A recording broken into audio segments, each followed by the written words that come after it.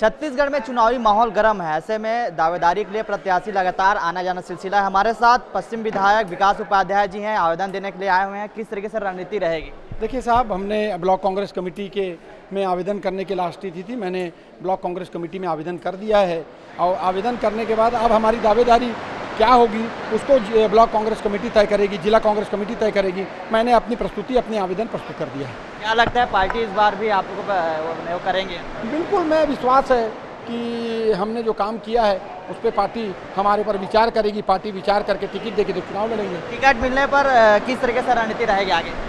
Ticket चुनाव मिलने के बाद कार्यकर्ता के, हम तो कार्यकर्ता हैं, कार्यकर्ता के साथ हम लोगों ने काम किया, मजबूती से काम करेंगे।